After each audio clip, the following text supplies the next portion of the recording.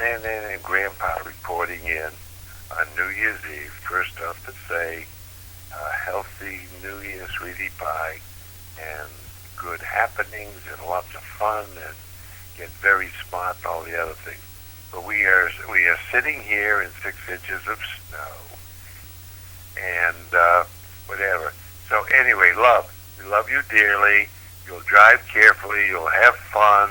And Nan isn't going to talk to you. She's just going to wish you a happy New Year. So hold on for 1 minute just to say Happy New Year.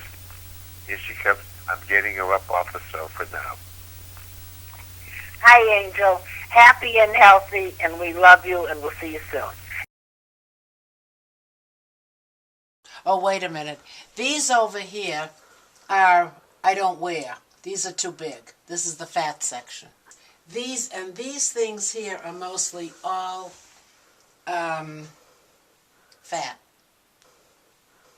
I might someday wear some of them, but right now they're... Which way is that falling? I'm gonna pull that one. That way? Be careful.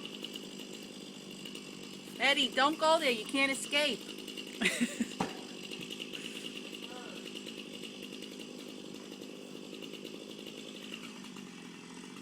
That could come this way. You never know. Back up.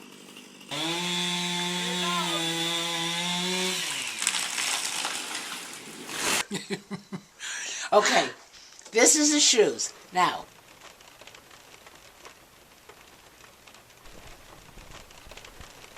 we pulled up to the house she'd lived in since 1957. I couldn't help but hate the sale pending sign in the yard, so I tried not to look at it. That and the garage bags and boxes Goodwill was supposed to pick up in the morning. I knew they were filled with Grandpa's clothes, as well as the clothes my grandmother was too skinny to wear now.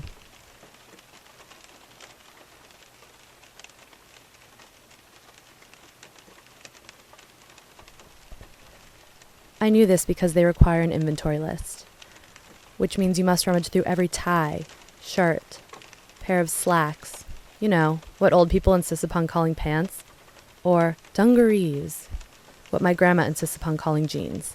I also found cards of Grandpa's for Hilton and for Marriott rewards. Of course, neither of them would ever own a pair of dungarees, but if they did, we'd have to write it down.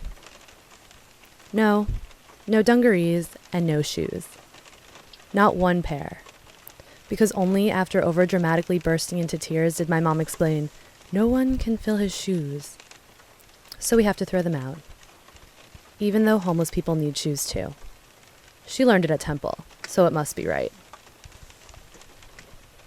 So, in my grandparents' garage, the same garage we used to smoke pot in when they were in Boca, I yelled out, "One pair of slacks," to my cousin Maddie, and she scratched tally marks on a notepad my grandma stole from a hotel room.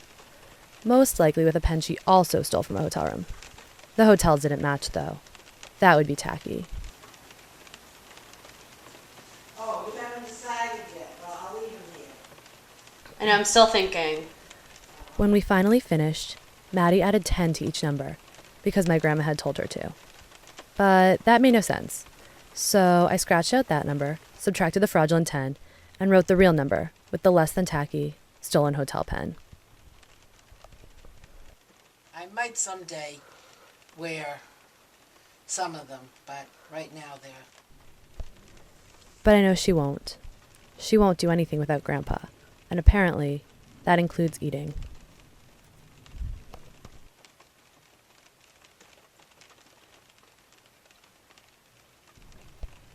She was moving to a place called Heaven in Dedham. Dedham being the suburb it was in, and heaven acting as an adjective, even though technically it's a noun. This was confusing to the little ones, since they had just been told earlier that week that Grandpa was going to heaven and they'd never see him again, and Grandma was going to heaven, but they had to be dressed and ready to meet her for dinner at 6. No dungarees allowed.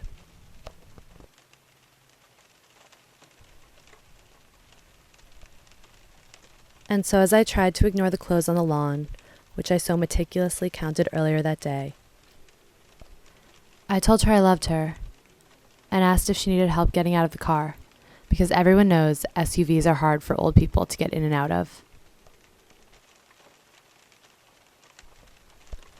She said, "People can't be nice to me. You can't be nice to me. Or I'll cry." I told her, "It's okay to cry." To which she responded, "No, it's not."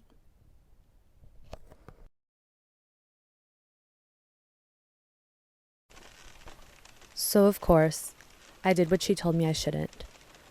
And we sat in my mom's Jeep, the same Jeep we used to smoke pot in when my grandparents weren't in Boca, therefore eliminating their garage as a viable option. She sat with me there until all of my eyeliner washed off. So much for waterproof. And then made me laugh, saying, "I forgot what you looked like without all that black on your eyes." To which I replied, "So did I." I was then forced to watch her walk into their house alone. She didn't invite me in, and I knew it was because she was about to do what to her was not okay. But if a tree falls in a wood and no one is there to hear it, did it ever even really fall at all?